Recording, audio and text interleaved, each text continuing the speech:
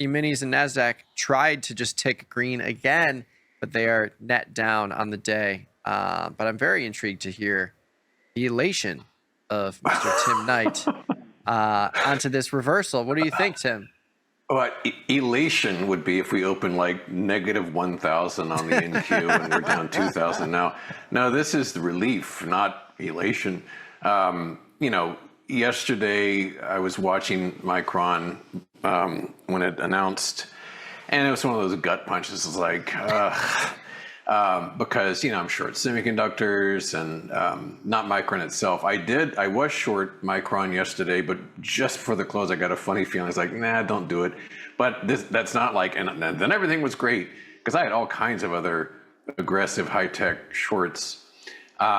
And then I, woke up thinking, well, maybe something happened last night. No, everything was still like lifetime highs. PCE didn't help. So it's just one of those, you give yourself one of those little pep talks.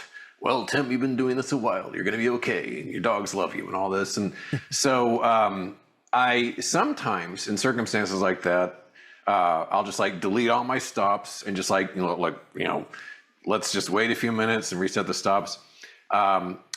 This show kind of forecloses me from doing that too much because I basically have an obligation to be here, so I can't like commit myself to doing that sort of management. So I'm like, oh, let it ride, let the chips fall where they may. And of course, the market open is like ding, ding, ding, ding, ding, ding, ding, ding, ding, ding, and was getting stopped out all over the place. But I had some observations before the open, which gave me some comfort, which I'll talk about in a minute. And I also did something. I don't know how you gents track your own portfolios, but like I have this spreadsheet because when you've got like 35 positions, you gotta. And so I basically have two spreadsheets now just for the fun of it. I saved one, like if you had just like strapped on a pair and done nothing and like just had no stops at all versus the real portfolio. And I did not expect, it remains to be seen now because we like plunge and now we're like recovered half of that already. But I did not expect what we just saw to happen. And naturally, when I glanced at it a few minutes ago, the don't have any stops portfolio was doing somewhat better than the real one. But bottom line for me is that this has already promised to be a very interesting day because these sort of should have been is that Micron sort of like gave a vitamin shot to the market and like everything just lifted up again to lifetime highs. I have been too busy in the time that I do have to manage stuff to even see like, what was that all about? Did like a nuclear bomb go off or is it just like, selling? But put it this way, this morning is not as bad as I thought it would be. I thought this would be sort of a hang my head low kind of chat with you guys. But so far so good. It's not at all a bad day. So that's my therapy session for you. Yeah, it seemed like it. You saw all that green and you got worried last night, didn't you? I feel Oh, my goodness. And then it held overnight, which hasn't always happened. Yeah. Sometimes you get shockers. You can get that in the first 15 minutes after earnings because wasn't yesterday someone was talking about chicken sounds, but they weren't talking about me. They were talking about like mocking, like fear or something. But yeah, you get those live here. Oh yeah. Anyway, we were talking to Errol about the floor, and apparently those dudes, like if somebody coughs, yes. The suggestion is cowardice on some people's part, but no, here we got the real deal. There's no simulated sounds. You have actual chickens mocking you. Yeah, more eggs than we can dare eat. But what I might do is maybe look at a chart or two, if I may. Sure. Yeah. Okay, so I've just got a handful here I wanted to chat about. Out of my left eyeball, I'm kind of watching this crazy market happen. So here's the MU. Really kind of inscrutable here. Opened at a lifetime high. We're up still very strongly, but a little bit of a fade going on. Like I said, I entered a small position on this because that gap we talked about yesterday, the gap is definitely closed now, but the gap had been, here, this little island reversal gap, and that was utterly rendered moot by this move. So I got out of that. AMD, this is one of those ones I got stopped out right from the get-go.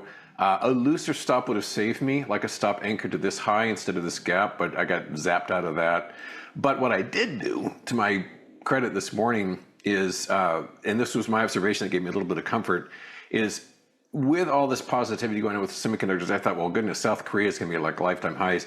Not only was it nowhere near lifetime highs, but it still got its own very nice gap going on here that held. So one of the few things I did like instantly while I was hearing all those dings earlier was I shorted EWY again, because that produced such great results here. So we'll see how that turns out, but that's still, I'm feeling good about EWY so far. That's looking like a good one. I'm still in EFA, which also did not get stopped out. You can see that gap is still intact. And I have nothing to do with China FXI, but I just kind of just a marvel at how this thing just falls every single day. It's amazing. I mean, it's just like, just can't find a bid. Another little bit of sunshine is Bitcoin. I don't know if you saw, but yesterday after Micron announced, Bitcoin lurched higher. It's like, what? But I guess just, you know, the sort of risk on, risk off is sort of universal now across all asset classes. So even though Bitcoin has nothing to do with semiconductors, it leaped as well. But we've got a new low today, intraday, on that for the year, and actually for quite a long time. So my own positions there is that I'm short IBIT, the ETF. I'm also long BITI, which is the inverse Bitcoin fund. So that's looking good too. And with all this going on, of course, Michael Saylor's strategy falling yet again over 4%, just falling to falling, just epic move on that. We talked about STRC yesterday. That was just a crazy day. And just closing up, here's the NQ. And, you know, this is up, but not nearly as much as it was. And it's not out of the question that we could cut below yesterday's low if we kind of get some heavy selling going on again with that. So long story short for me is not a terrible morning. Took it on the chin with some positions, got stopped out of some aggressive tech positions. But this semiconductor bearish stance, definitely not down and out. We could still win this one. We could still win this one. Well, I mean, since you got on, we jumped about 40 handles. Well, we better get rid of me then. Yeah. On that note, we will do just that. Thank you, Tim. All right, watch the magic. Away from Keep your eyes on TP, those screens. by the way. You're not going to believe what's going to happen next. Keep your chickens away from TP, by the way.